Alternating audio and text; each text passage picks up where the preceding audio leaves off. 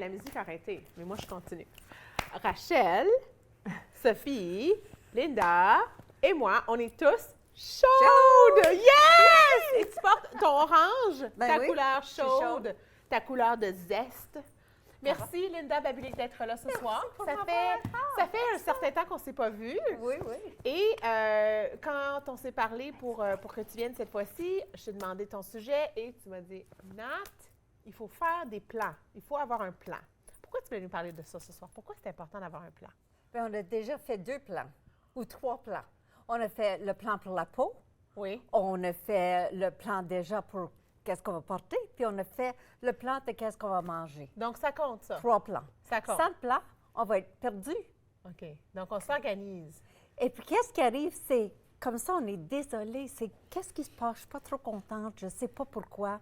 C'est parce que tu n'as pas fait ton plan et puis tu n'as pas pris ton plan. Est-ce que les gens savent comment planifier généralement quand ils viennent te voir? Je pense qu'ils ne savent pas comment commencer.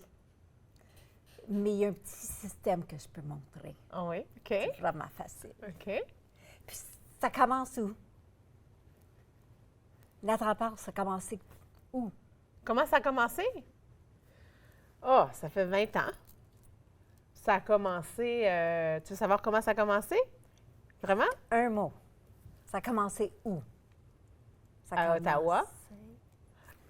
Dans Dans la tête de Nathalie? Non! Dans l'imagination. Dans l'imagination. Ça a tout commencé. Ton collier, le linge qu'on porte, tout ça. Ça tout, même la table. Ça a commencé dans l'imagination de quelqu'un. Oui. C'est là qu'on commence. On commence avec ça. Puis ensuite, on pense, je suis curieux, j'ai un plan.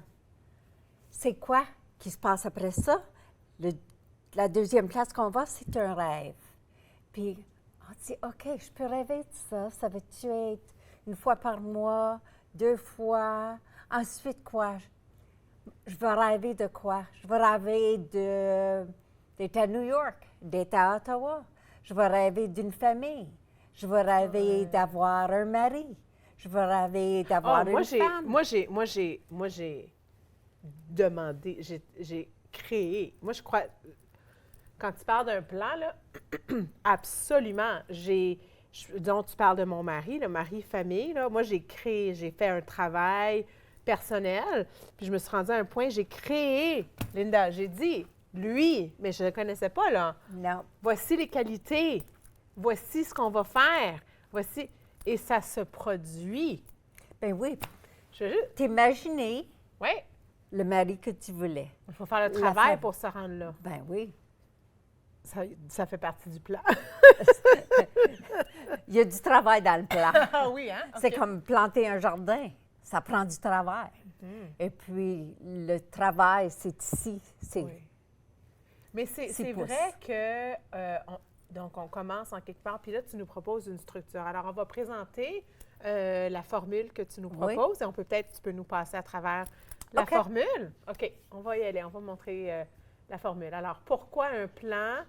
Et ça commence par notre imagination et ensuite? Ensuite, on fait des rêves. Et puis, les rêves, de ça, on va faire un plan. Comment faire notre rêve? Moi, j'aime faire ça, puis dans le milieu, je mets ma vie.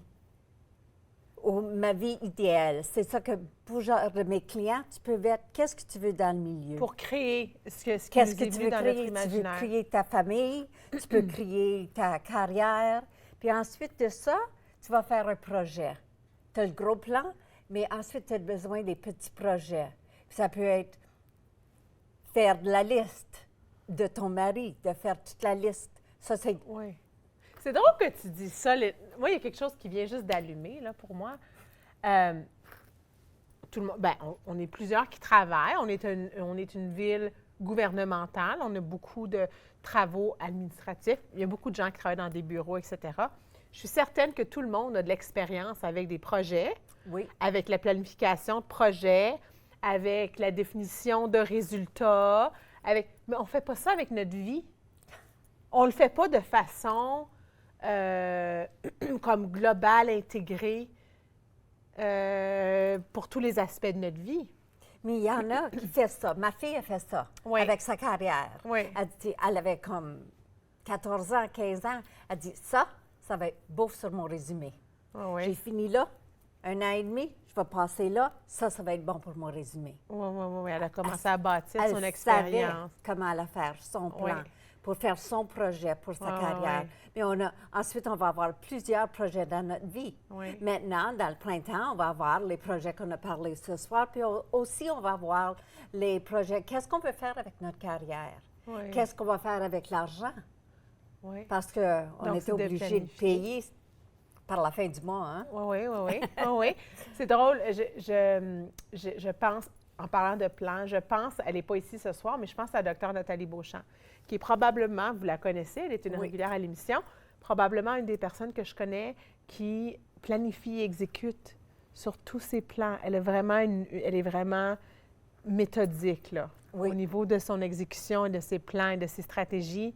Hein? C'est phénoménal de voir. Je vais écrire un livre, je vais faire des podcasts, Puis c'est tout, t'sais. Et puis, une des choses qu'elle m'a dit, à commencer 1 heure plus, elle se réveille, 1 heure de plus tôt le matin. Puis ça fait une grande différence. Pour préparer sa journée. Oui. Je suis justement en train de lire un livre qui s'appelle « Le miracle de 5 heures le matin ». Oui, c'est ça. Parce que tu te réveilles à 5 heures le matin.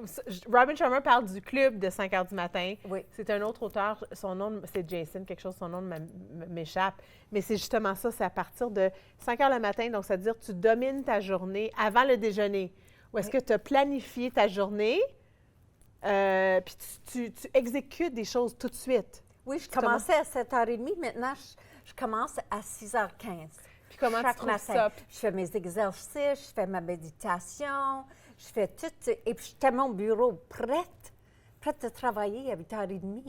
Puis est-ce que tu trouves une différence dans ta productivité? Oui. C'est pas la même chose du tout. Si je commence à 8h30 ou 7h30, c'est trop tard. C'est comme j'ai perdu ma motivation. C'est pas la même chose. Je ne vais pas aussi vite.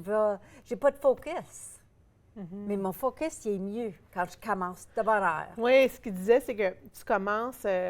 ça peut être différentes heures pour différentes personnes, là, mais disons que c'est 5 heures le matin. Par le temps, donc, tu as fait une activité physique, comme tu dis, une méditation, une préparation pour ta journée, puis tu as travaillé sur quelque chose. Tu as commencé... Oui. Donc, par le temps que tu déjeunes, puis tu commences ta journée, tu es déjà motivé. Puis, oui, et un bon déjeuner, c'est important. Oui, un bon déjeuner, c'est important, mais tu es déjà motivé, tu as déjà accompli quelque chose. Oui. Alors, on s'entend que le plus qu'on accomplit, le plus qu'on veut accomplir. Donc, ton plan, donc pourquoi faire un plan, c'est important? Parce que en ayant un plan, en considérant ces choses-là, on va avancer plus près de nos buts puis de nos rêves. Ça ne va pas juste être quelque chose qu'on imagine puis ça se concrétise pas. Donc, merci, Linda, de nous avoir apporté cette idée-là. Alors, je vous invite à penser à votre vie un peu comme un plan, puis d'utiliser votre créativité, votre inspiration pour la créer, votre vie dans le fond. Écoutez, je vous invite aussi à rester là parce qu'après la pause, Sophie Martel va se joindre à nous et on va terminer l'émission en discutant de nos rituels du printemps. Je sais que vous en avez vous aussi et peut-être qu'on va vous inspirer un peu là-dedans. Donc, après ceci.